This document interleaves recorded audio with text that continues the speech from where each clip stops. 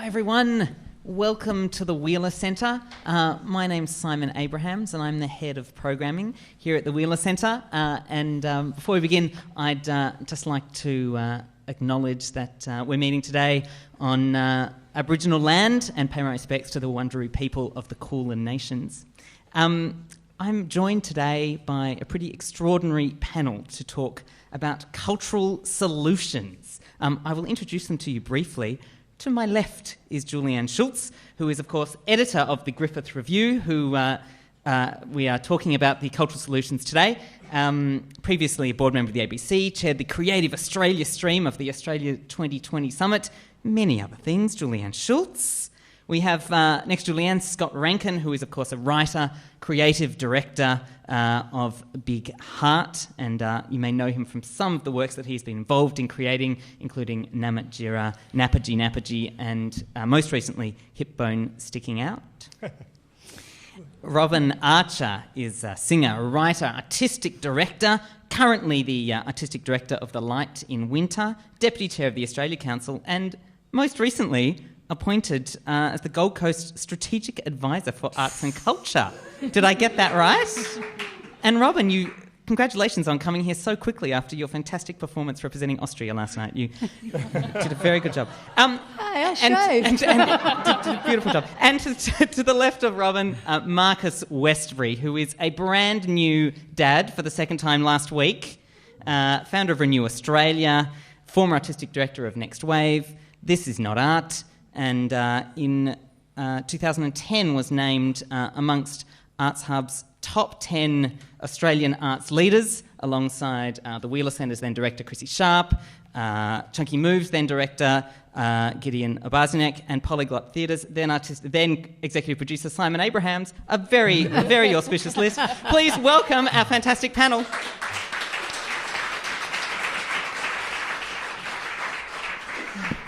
So we are here today to talk about cultural solutions. We're looking at kind of what cultural cures there can be for some of the social problems that governments struggle with, and look at some of the areas where our leaders have got things wrong. And what better day to be sitting here to talk about this on the eve of the budget's announcement, and indeed, as I say, after we can ask the question, what greater cultural solution could there be to Europe's, geopolitics than last night's Eurovision contest?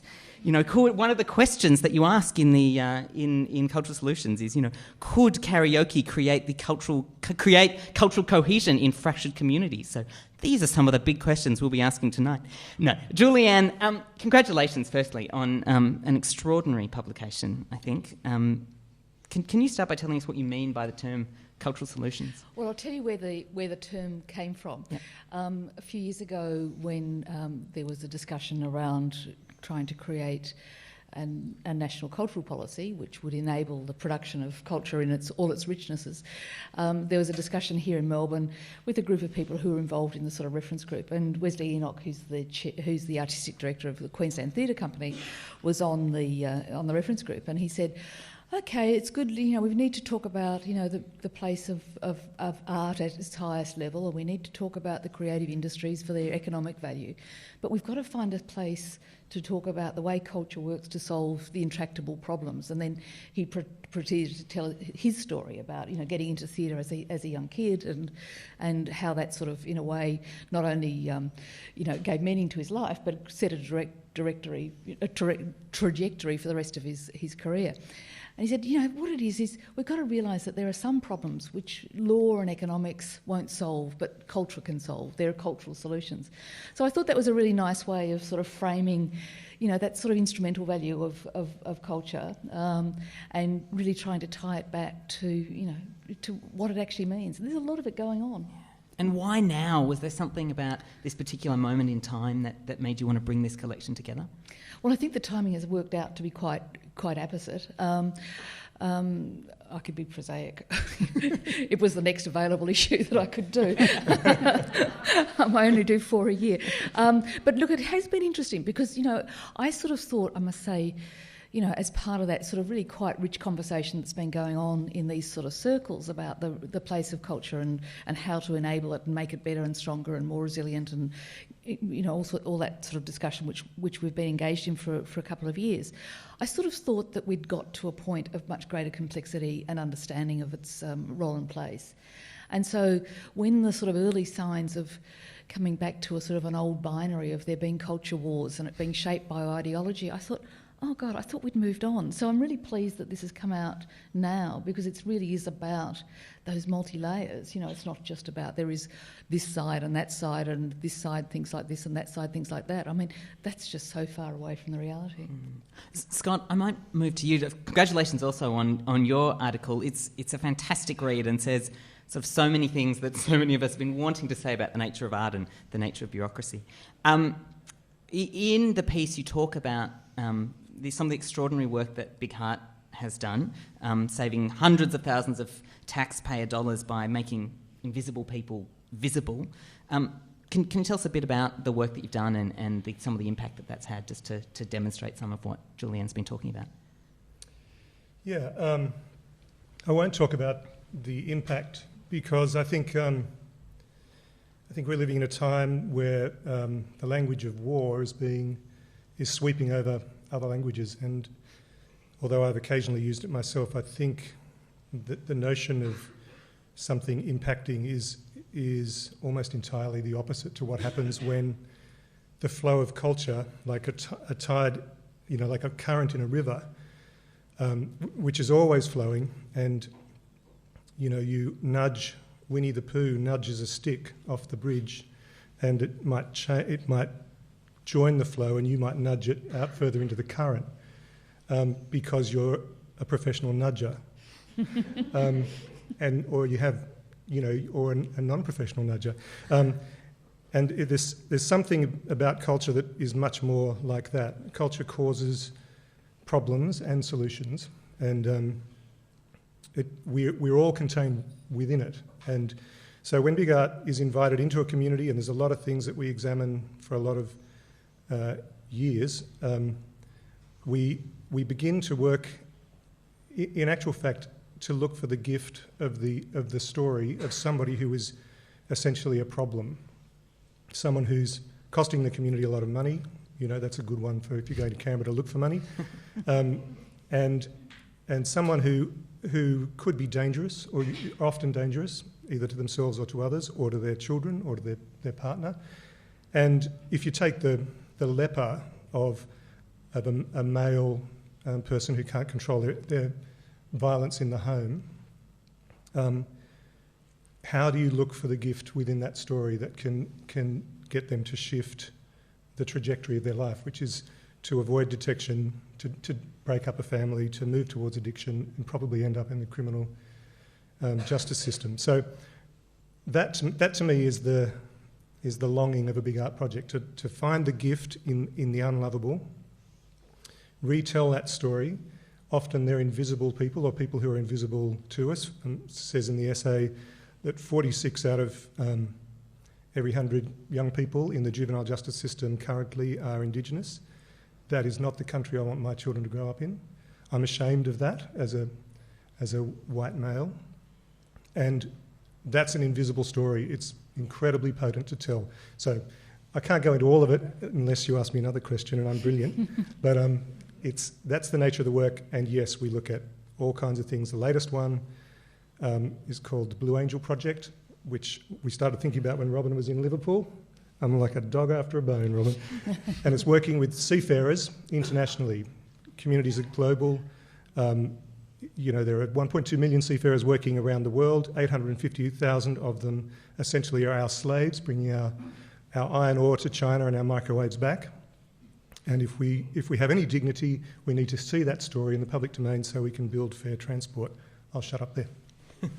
Don't shut up. There's plenty more to come. Marcus, in the issue, you tell a very an extraordinary story, actually, which is your own personal story, which until now you kind of haven't spoken about, which is, in a sense, born out of some of what Scott's talking about. In a sense, you talk about your own your own story and your own work as a cultural solution to your own family situation and in some ways your own life. Why did you kind of decide to tell your story in such an exposing way? I didn't entirely think it through. Is the short answer. Because it has kind of gone, on the internet. It was on the weekend, especially. It suddenly went kind of mental. It went kind of mental. Yeah. To use a technical term, unit of measure, mentals. Look, it was interesting. I think Julianne sent me an email just saying she was interested in occasionally asked me to submit things for different issues, and in this case, something about the question kind of resonated with me. But I've been doing a lot of work recently with projects like Renew Newcastle and Renew Australia, where I spend an awful lot of time speaking a very, a very sort of perfunctory, sort of evidence-based way about, advocacy for the role of the kind of culture that I believe in and I work in. I think, we've got runs on the board with the work I've been doing about that. And yet I've sort of found it sort of gotten me absolutely nowhere. Like, at the end of the day, you can bang around with stats and facts and statistics as much as you like. And you can, sort of abstract policy debates about why culture is important. And I think I was just at a point, it was mid last year, and I was at a point where various things in my life had kind of upended themselves, and I kind of want to go back to that basic question of why am I doing this? What does this mean to me? What is the reason I'm here? And I replied back to Julianne and said, look, I'd like to just write a piece about that and why I'm here. And said there's, I was actually at the Ubud Writers Festival when I sent the final email. And admittedly, it's a sort of festival. Has anyone been? I don't know if people have been, but it's a sort of festival. There's an awful lot of sort of memoir going through the threads of it. So a bit of me was going, you think that's a story about, I got a story for you, and so that sort of tipped me over. So I thought I'd write this piece down, and it's nice to remind myself of why I'm here, I think, why I'm here in a sort of philosophical sense, but why I'm actually here, in a very pragmatic sense. And having found a creative community that gives meaning to me and has supported me and give meaning to my life is ultimately has been the difference between, two very divergent paths that I could be on today. And I think I have seen that in a lot of other people that I have worked with and helped enable and be involved with as well. But it's the only story I can truly speak for is my own. And Robyn, we see in Scott's work and Marcus's work and plenty of others the extraordinary work of that arts and culture does in solving some of society's problems and the work of social policy more broadly, and yet here we are in budget week. We were just chatting out the back. We're not particularly hopeful in terms of what's going to come out the budget tomorrow. That's a euphemism, isn't it? That's particularly hopeful. Correct. Why do we back off when money is tight? We're just told arts is not a priority. It doesn't have the same priority as healthcare or education. Why is it, do you think, that we just, as a community, we say, you're right, we're not going to fight for this? I don't know why it is. And the thing that I wrote about was a meeting that I attended in Brussels, which seemed to me to be a group of people absolutely not backing off in the face of the financial woes in Europe. And they were actually gathering a big bunch under the banner of the European House of Culture. They were actually getting together to work out particular strategies to talk to the candidates for the European elections, which are coming up this month. And they were doing that because Europe has no cultural policy. And they wanted to argue for a cultural policy. And it's complicated in a way to know that, there is no cultural policy in the European Union. And that's bred of the fact that when the European Union was first made, they were intent on being unified, but not to tread on each other's cultures. They didn't want to bully around other people's that seemed to be sacrosanct. And I thought that was interesting in itself. But now it had come to a point where when Catherine de Venter, the head of the CEO of the European House of Culture, said, at a time when in Europe so many people are unloved and mistrusted in their cities, so much about the unrest is about, the guest workers and people who have come from North Africa and the incredible immigration that's happening, the migration that's happening throughout Europe, and saying we've got to do something. We need culture to unify us. So it seemed to me that there was a lot of bottle in these people who actually didn't care whether Europe was in financial trouble or not. They still had to talk about that stuff. But it's true that I do encounter all over the place when, small and large, whether it be in a small council or a state or a federal situation, people are inclined to accept, there's no point in fighting for that because it's going to be a tough budget. And I would say that not even if it was not budget day tomorrow, that there are situations in which one is advised that, that will never get through, and one tends to give in unless you're Scott Rankin, because Scott is all the time going directly to the heart of federal government and having seminars and persuading the way. And I would say, Marcus, that the same applied around Newcastle, that, when there was... We just go around rather than through, but yeah. Yeah, but I mean in a state where people are starting to say things like, there's no money because you've got to rebuild this and you've got to do that and people have got to have jobs and you've got to do all those things, then how can you argue for the arts? And yet it's absolutely clear just on stats, the kinds of things that Scott is doing has real results. The kind of stuff that Marcus is doing has had real results. So when somebody stands up and gives you an argument that says, there are all these hospitals that need it and there's healthcare issues, and why on earth would we be spending any money on the arts? And yet it has been proven time and time and time again that if you involve people in these projects, just as it's been a great light and leading light for you, Marcus, people are healthier anyway when they get involved in a hands-on project with the arts. And as Scott makes the point, even better when it's really good art, when it's a great cultural project, when it's not just an apology. Involvement's great. Kids do pretty drawings. That's great for people to do. But actually there's something to aim for aesthetically as well. And when people do that, they have such a pride.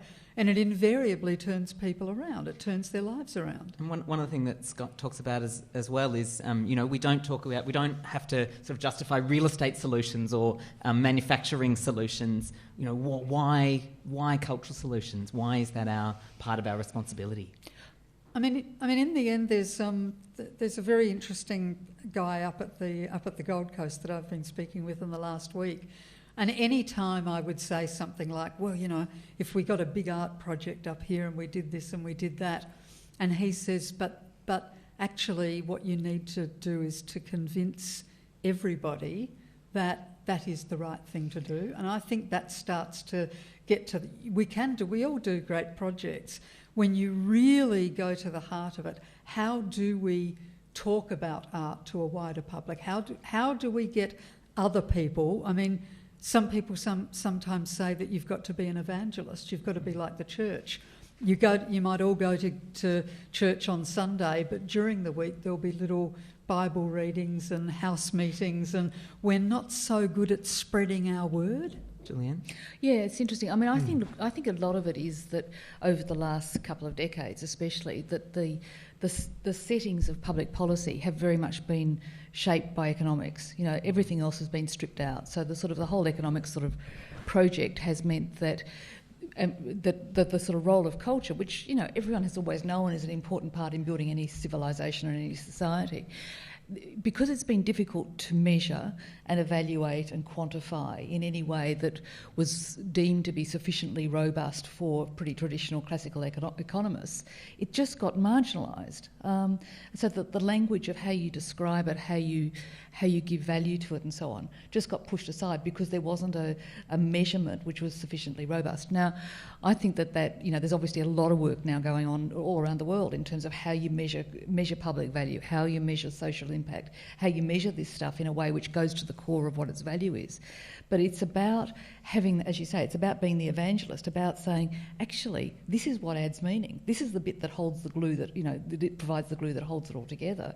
But people have lost the sort of confidence in a way to recognise that there is something beyond what is a personal pleasure that comes from involvement in it. But I'm still bamboozled about how you explain it. It's really, it's when you get down to it, I can't say to anyone the arts are good for you because, I mean, I know why. I keep saying to people that it's a little bit like my mother used to describe yodeling. It makes one's bum go funny, and that meant the thrill. It means, so number one, there's something about it that makes you feel good, that probably produces a whole lot of good stuff in your body, just as other good things like cool water or warm clothes or something like that. There are things that physically do it to you. How do you communicate beyond that? What actually feels good? How much further do you go? I mean, you can have any good reason why, Scott's got 1,000 statistics on why the arts are good for society. They're absolutely proven good, but beyond that. Yeah, sorry. Oh, no, I was going to say, Scott, you have, you've made John Howard's bum go funny, so to speak. How do you shift that, try and shift that narrative?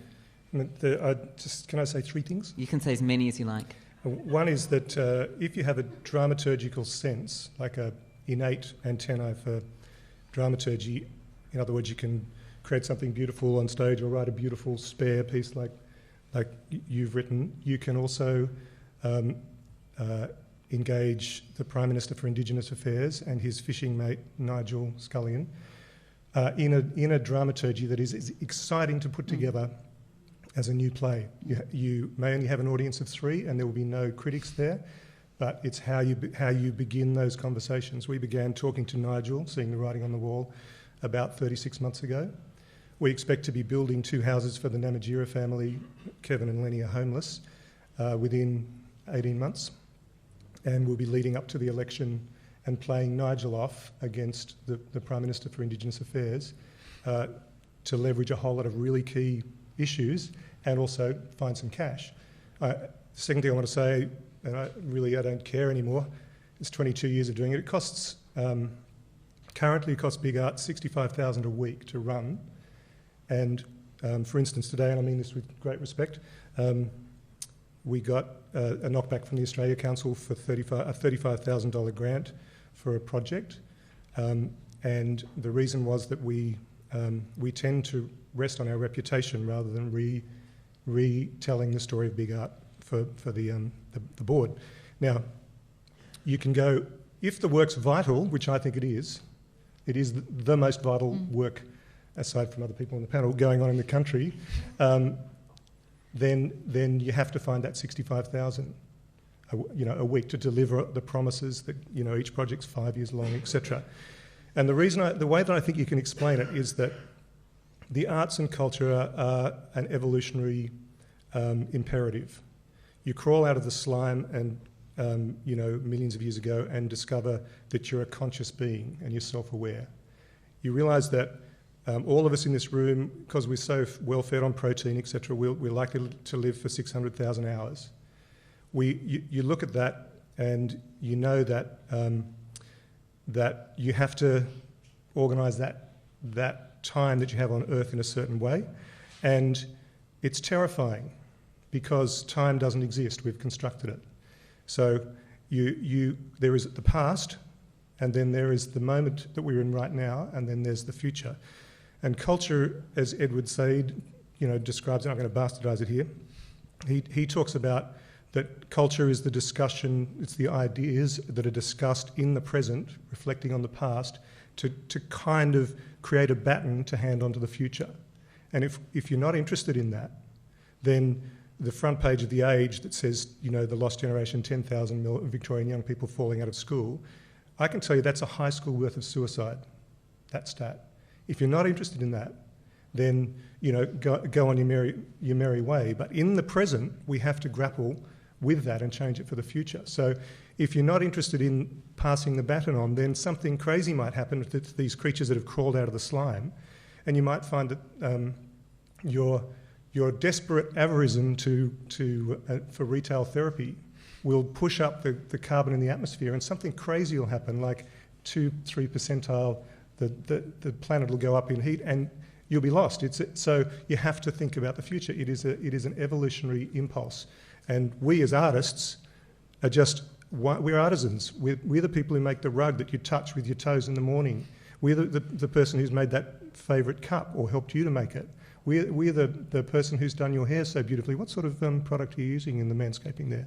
So we're the inventors of the manscaping product. It's artisanship. And I'm going to shut up in a second, I promise. And the key thing for me is that wherever else you look, there are so many eyes upon you as a statistician that you were just mentioning, as a philosopher, as a scientist, as a politician, and you go through all the different ways that this discussion, as a footballer, all the different ways, the kinetic art of skateboarding, etc. If you go through all the different ways, there are only a couple where you don't have any eyes upon you. They say, I want to know how you discuss the future to hand this baton on, but I want to hear from yourself. And we won't pay you much, but, there are no eyes on you. And that's the clown, that's the bearded Austrian... Conchita. Thank you. That's the beauty that's the power of how we're operating. And I think I've never found it at all difficult. I just would not say that to Nigel Scully, and I would talk about, you give us $1, we'll give you $3. If you want to keep kids out of jail, I'll do it. Nigel, what do it's the dramaturgy.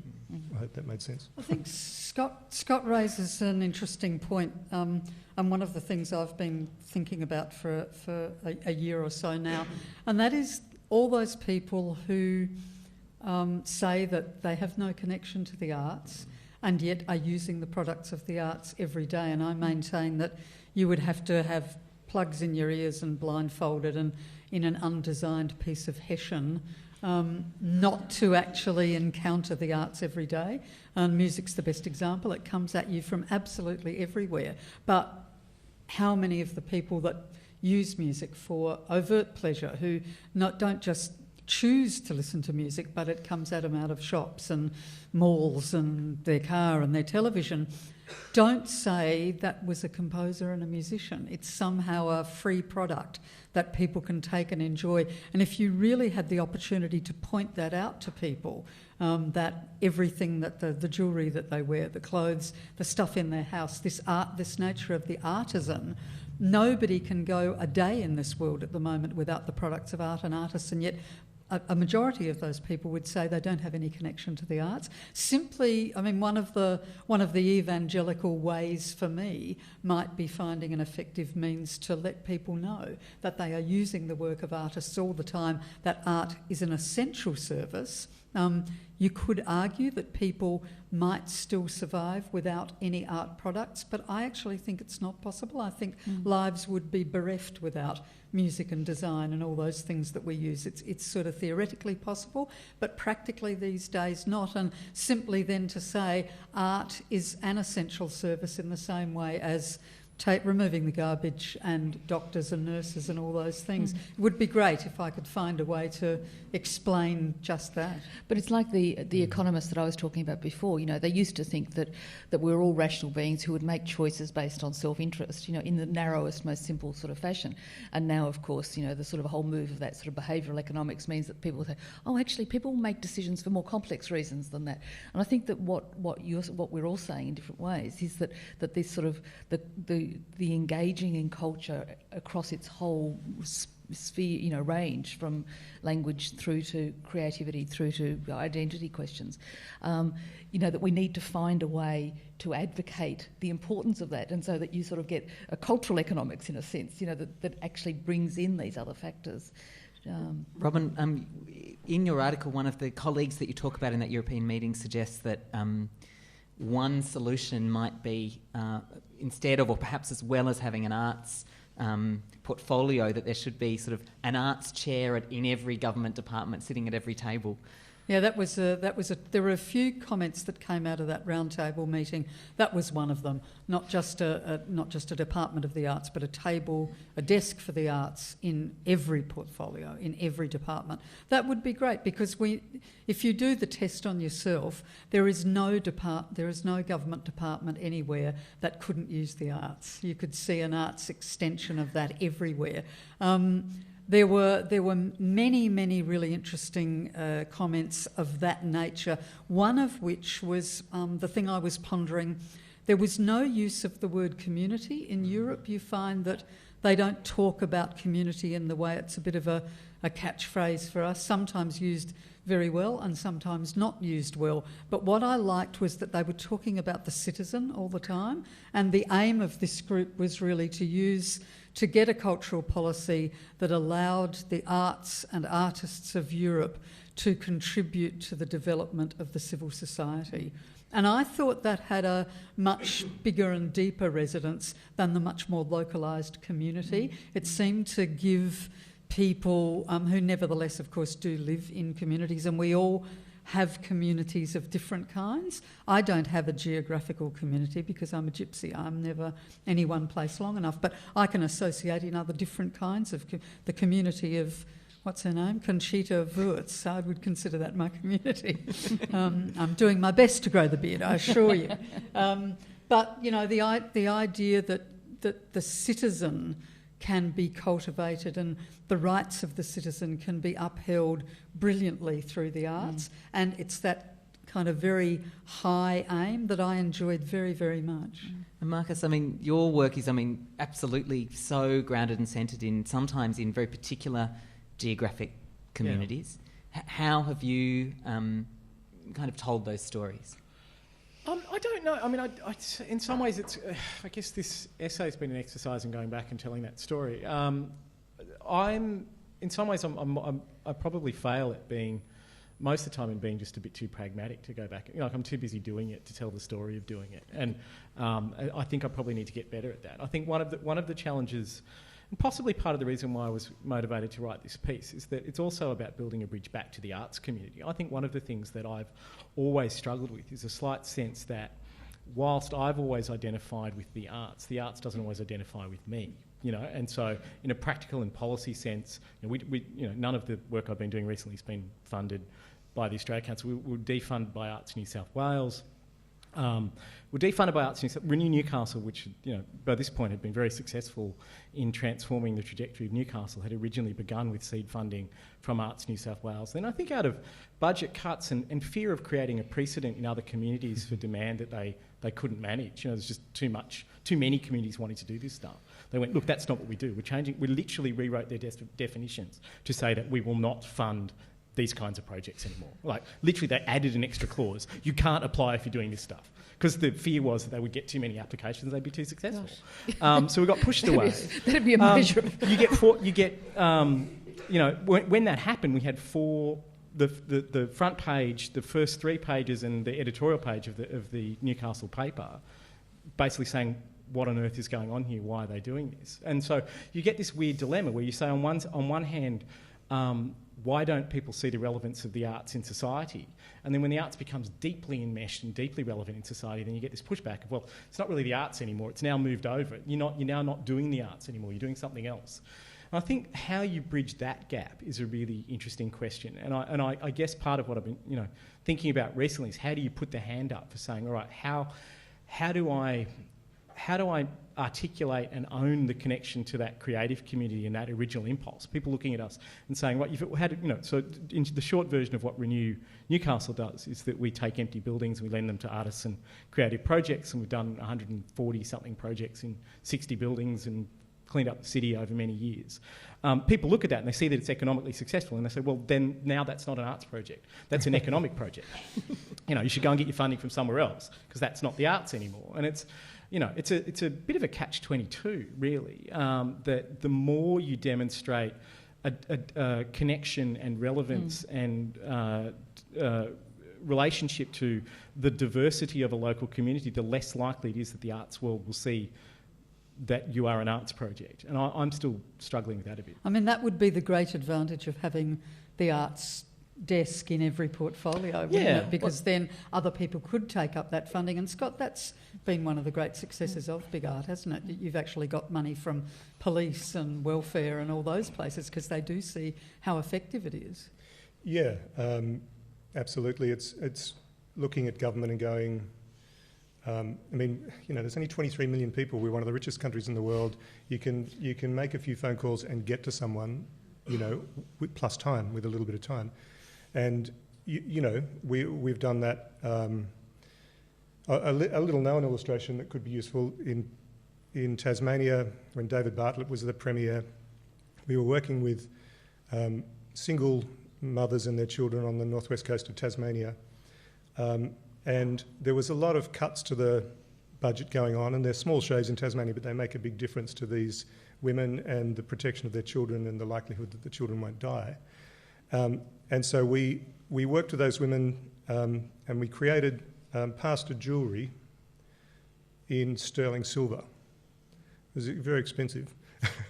And we boxed it in the most exquisite endangered timbers we could find. And we took it to the Premier's office and asked that we could meet all of Cabinet, and it took a bit of persuading. And we made pastor cufflinks and tie-pins, because a lot of men in that Cabinet make decisions, and some earrings and some necklaces. And we got these young women who are as rough as fucking guts, beautiful people. They put the jewellery on the Cabinet. And as they did that, they said, look, when you're making another decision, just remember my baby, and the babies were there, and if you can tell dramaturgically, if you can tell that story because we're in Act 2 of the show, to get the Premier there, then you're investing in the moment of decision now and the discussion of ideas in the present, but you're also building pragmatic relationships for the funding of really important work. And, Big Art just gets that money out the door. We're always broke. It's gone because these are vital stories, and there's 15 and we can only do 5 of them. So, savvy is an underrated word. And the other thing is that I've very rarely met a public servant in a senior position who is not working their butt off to make a big difference. And they're going to lose 17,000 or 15,000, whatever it is, tomorrow, and the work will still have to happen. And, this is going to sound really corny, but if you want to do this work leading out into the next 2 terms of government, and you need the money to do it, and arguably you don't, you must approach Canberra, no matter which side of the fence you're on, with an attitude, forgive me for this, but of love. Frankly, when you walk into Parliament House, if you don't like Nigel Scully and it shows, don't go. Look for the dude, under the beard, and you'll find that the gift in the stories of these people who, because they're kind of lacking visibility, as you bring it forward, that'll touch someone like Tony Abbott or whoever it might be as much as anyone else. And, that gift is changing somebody who's got the policy levers. Policy's not that important, but, because social policy is the stick and culture is the carrot. I like both of those things. Scott, sorry, Julianne. Sorry, I was just going to add to that. I think that the power of those personal stories and that personal interaction is really, really important. And that's part of what we've done in this volume is to pull them together. I guess from where I sat, being involved in the sort of development of that cultural policy over the last few years, was that I realised when dealing with people in Canberra was that they could be touched by the personal story, or they could say, oh, this is a nice little bit of extra stuff. It's nice to be able to give a bit of money to the film community or a bit of money to the music community or whatever. It's something that politicians like to do. But it seemed to me that it was that to really advance this conversation in a really practical way that makes it sustainable, rather than the stuff that you're all involved in is incredibly exhausting, because every argument needs to be made from scratch every time. It's not as though there's a baseline which is accepted. And so one of the sort of arguments that I was developing was to say, when you're looking at the development of major policy, which is the space that I was coming out of that project, you need to start thinking about really careful ways of measuring the cultural impact. You can't just assume that it can be captured, and it can be captured with a bit of a gift here or a personal story there. But you need to actually develop it in a way which gives it some sustainable base. That it has to always be acknowledged. So that the sort of argument that I was making was that when new policy proposals go up through Cabinet, at the moment, there is a series of things that have to be checked. There's impact on, I don't know what it is at the moment, but at the time there was impact on families, there was impact on environment, there's impact on a whole series of things. So why wouldn't you develop a methodology for measuring what the cultural impact was? Now, it was obvious, even in the sort of, the sort of intervention closing the gap stuff, the desire to include a cultural dimension in that was fiercely resisted. How daft is that? I mean, it just makes no sense. In things like the, this is going back a couple of governments, but the sort of the building the education revolution, fantastic. Okay, what did it come to? It basically building sheds or buildings at multi-purpose dwellings in schools. Okay, that may be a good thing. It certainly stimulated the building industry. But why wouldn't you have set benchmarks for what those buildings were going to be to maximise, in a design sense, which maximise their utility rather than leaving that variably to individual school communities? It seemed to me in a lot of those areas where governments intervene, and even with a government today which is, changing, got a very different set of priorities, that to develop a methodology where you took seriously what the cultural impact was and attempted to build that into all of these things, you would go a long way. So you're doing social welfare. Well, of course you're going to look at the cultural dimension of it, because to not do so is going to be self-defeating. So you're thinking about urban renewal and regional policies. Of course you've got to think about the cultural dimension, because that's what people's lives are about. And it just, the resistance that was there, and I mean for perfectly obvious reasons, because the methodology is not set and it's, it's another box you've got to tick, meant that what I think is a really potentially very expansive project, which really does engage with citizens in the fullest sense, rather than just as taxpayers or as recipients of welfare, was lost sight of. We're going to go to audience questions in just one sec, but Scott, you... Look, absolutely, and we are evaluated to within an inch of our lives independently. There's an Australian Research Centre, linkage grant looking at us internationally at the moment, comparators with other similar work. We get all that, we keep all that, we are hungry, we're ravenous for all that, because, and you've got to reduce it to, about 3 dot points, and they've got to be a combination of stats and emotion, and because you've got to get through the next door. And look, we're currently, one of our most interesting pieces of funding that's keeping us alive has come from going to the federal government over a number of years and not saying anything about art or even about social welfare or even those things or culture. We went to them and on advice from a disgruntled public servant who has mentored us for 20 years. She said, go in and talk about efficiency in the public service. Every door opened. We ran a seminar. It was chock-a-block. We had the Auditor General's office there. We had Prime PMC. Mentally filing that one away. Yeah. And the funding suggestion was very clear. It was all all the stats and all the stuff on the board. Here is a way that you could work between X number of departments in de-siloing. Use this as a guinea pig. It was the guinea pig project. And yes, there was some short-termism for us. We were struggling to survive in the face of where I think there is an issue that if you look at nobody has been delisted, I don't think, from the Major Performing Arts Board in its history. I think that is a structural issue, and it's almost impossible to get up into that if you have community in your work. That's a really key thing for us. So we went and talked about efficiency in the Australian public service. Brilliant. There has been one delisting. One. Damn it. So if we may well have some disgruntled former public servants in the audience, but even if we don't, do we have any questions for our panel? Is it possible just to put the light up a bit? Otherwise, we'll sit up here and workshop Efficiency, the musical, don't you think? Efficiency, the musical. There's one at the back. Hello, my name's Sally. I work at the National Gallery of Victoria. I was just sort of having a few sort of thoughts about what's being bandied about up there, and for me personally, as a sort of young arts professional, things that I've noticed that really impact on my ability to relate. I particularly feel that same sort of feeling of what am I doing, why am I doing what I'm doing. Obviously I'm not in the arts for the money, but I do feel that... Who is?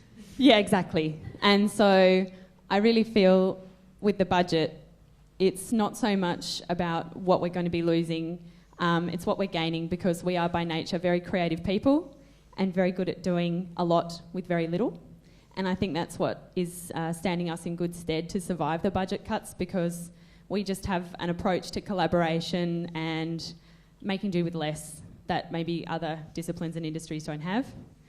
But I wanted to ask about your thoughts about involving people in art in a participatory way and culture, because for me, the biggest transformations I've seen is that whole ancient saying, tell me and I'll forget, show me and I might remember, involve me and I'll understand.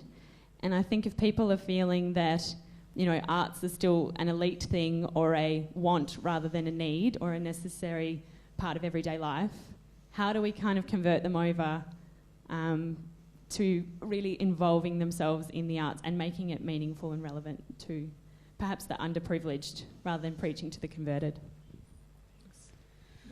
Marcus?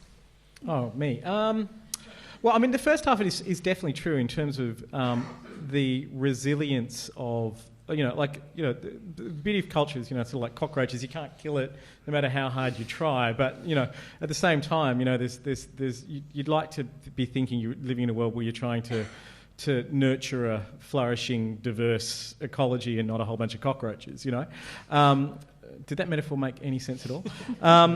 So, I mean, I think, from my point of view, I'm not worried about the budget because we don't get any funding anyway, and so there's nothing to lose. So, but the flip side of that is I'm deeply, deeply tired, It's just hard work fighting all the time to scrap for what you can get and what you've got. So, in terms of the second half, I think about involving people. I think the thing I think we undersell a bit is that goes back to that question of people not relating to culture, not relating to the arts.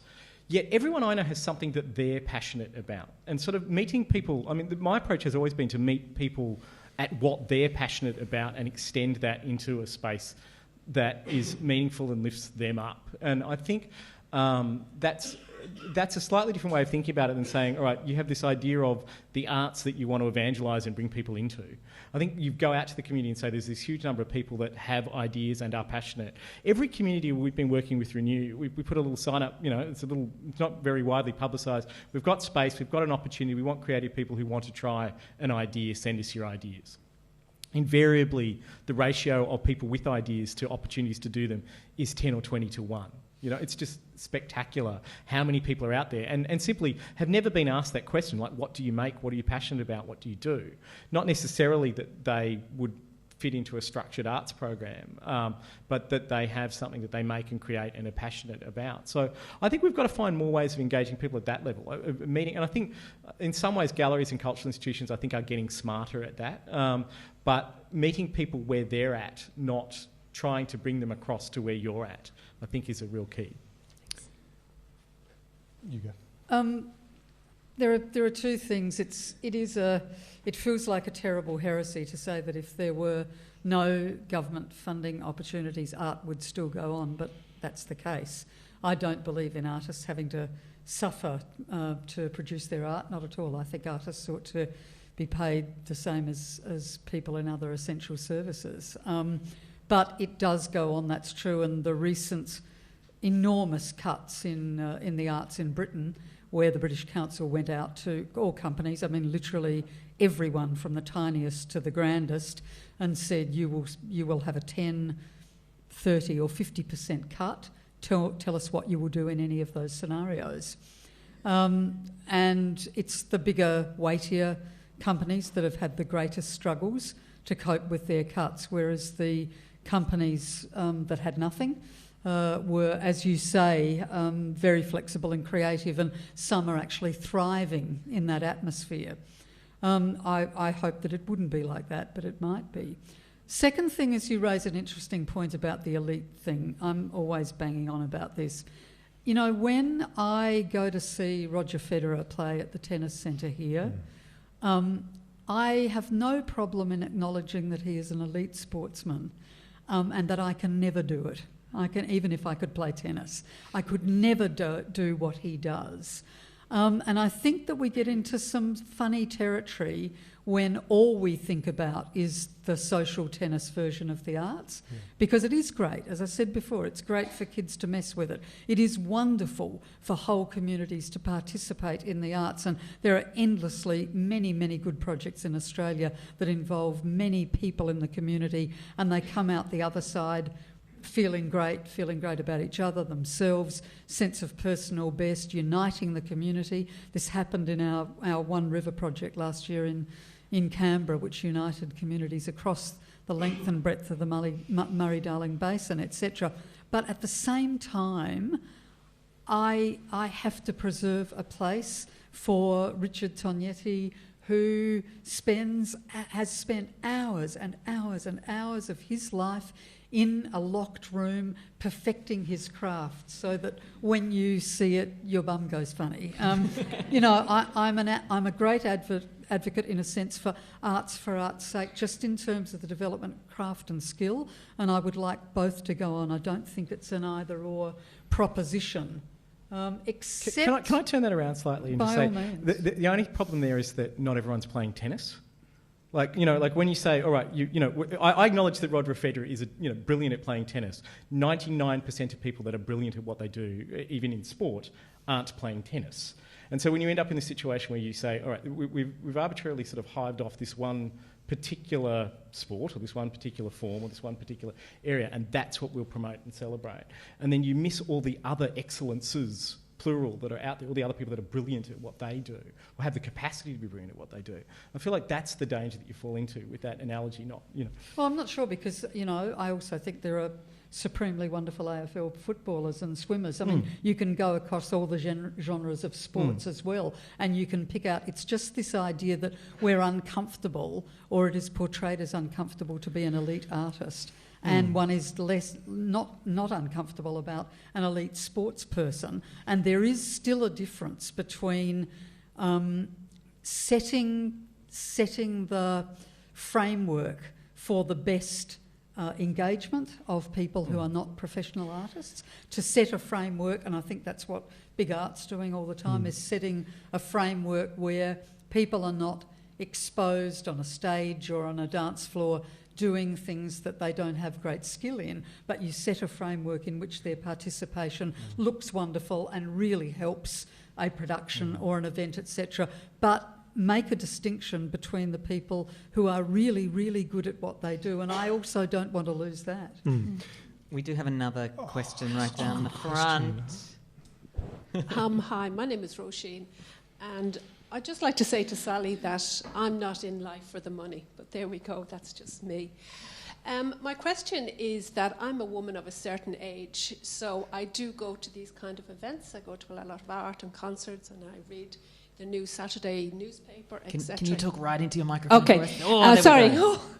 My name is Roisin, and as I said, I'm a woman of a certain age, so I do attend, as I said, a lot of these events, and go more to the left when everybody's going to the right, or going around in a circle, as in that Turkish movie where the guy's going in the opposite direction around the pillar. The problem with doing that is that a lot of the response I get is, well, you're different.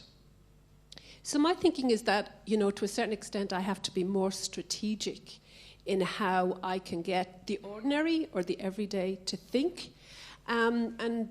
Scott said he's a professional nudger. I'm kind of a professional pusher, but I'm kind of thinking, is that kind of maybe too aggressive a way, because being a woman of a certain age, you're dismissed quite a lot? Scott, do you want to respond to that? Being a man of a certain age,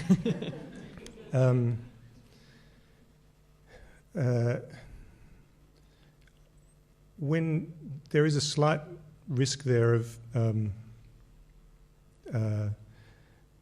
Rasheen thinking of assuming to know more, perhaps.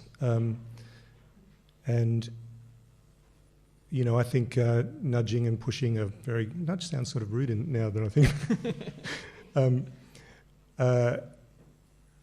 You know, I'm not exactly sure what you're asking, to be honest. Let me just be really frank. I think there is a danger for artists to assume that we know, or artisans to assume that we know, and that the great unwashed or the exquisitely beautiful cashed up bogan in Karratha, where I'm working, I'm totally in love with those cars, somehow need to be brought to... Thank you. Can I get you to talk into the microphone? Thanks. I'll just clarify, I'm not an artist and I don't work in the arts. I'm a New Start recipient. And I come from a bogan background. So I don't believe I'm preaching to the unwashed, because I know about the unwashed. Cool. Well, keep pushing. Yeah, don't worry about age. I mean, d'un certain âge means that you don't have to give a bugger what anybody thinks about you.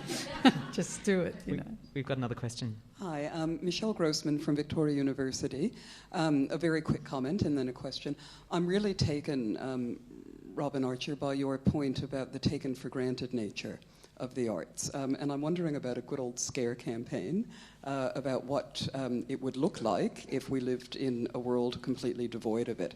I'm thinking about the wonderfully creative AIDS campaigns that ran 25 years ago that scared people to death, and quite rightly. What would it look like to be really terrified of a world in which so much we take for granted around arts and creativity were suddenly to disappear? So yeah, on a positive note, in the European discussion, I had actually, in a side meeting, said that a primetime commercial television ad that just said, "Did you listen to music today? Did you wear a piece of jewellery? Did you do well?" You engage with the arts, or you use the arts, or something like that. Yeah, the Americans had the National Endowment for the Arts had a great slogan a couple of years ago, which was simply "Art Works," and they used it in a very effective sort of very effective campaign, because it works in all sorts of different and it cultures. would be terrific to see, I think, something like that take off in Australia. My question is actually for you, Julianne, or for anybody else. It's about what difference you think there might be between trying to measure the impact of the arts and trying to measure the cultural efficacy of the arts, because I think impact and efficacy are two different things. Yeah. Impact is very much the in-out model, right? What do you put in, and what are you going to get out, and how can we measure that output or outflow? But efficacy is something a little different. Efficacy is about what culture and the arts can actually make happen. Sometimes that's an absence. So, for example, in the area that I work in, which is the role of arts in counter-terrorism, of all sorts of things, what you're trying to actually measure there is not a thing that comes out, but the efficacy of something not happening, or the efficacy of building something positive. So I'm just wondering what any of you think about the possibility of shifting some of the discourse around this away from the input-output model, which is really what impact tries to do, and thinking a little bit more about efficacy, what culture can make happen that's a really good thing, and that then helps other things that are problems, social problems, not to happen. Yeah, look, I think you're right about that. I mean, and when I'm talking impact, I'm really thinking in with a broader definition. I mean, I think that the measures that we use at the moment are really proxy measures for what we're really trying to get to. So, I mean, I'm quite taken with the sort of the stuff that's developing in that sort of public value space, because I think that goes to the core, like it looks at what the core mission statement is of big art, for instance, and says, well, that's what we're going to measure. We're not going to measure what are the proxies of it, which is, well, not in in your case, maybe, sort of the numbers of tickets sold, or the number of lives saved, or the dollars that, the different proxies that we use. So, I mean, I don't think that there are a lot of people working in different areas trying to develop those sorts of methodologies. I don't think they're by any means settled. And when the numbers look too glowing, the sort of economists will come back and say, oh, well, that's too promising, we can't possibly believe that, it looks too good, so they will discount it, because it's been too persuasive. So I think that finding those models, which will take some time, but, you go back to, Jane Gleason White wrote that lovely book a few years ago about the development of double entry bookkeeping, of accounting. And, the process of measuring money through a double-entry bookkeeping method was something that was invented. There is nothing to stop us developing a methodology which will evolve this, but it's just that we haven't landed on it yet beyond a proxy. And this book called The Audit Society very much questions, just why we rely on the bed nights and the ticket sales and all those things. That is also something, they are measurements that were invented, and you could just as easily invent a whole other very, very effective means of measuring things. Thanks, Robyn.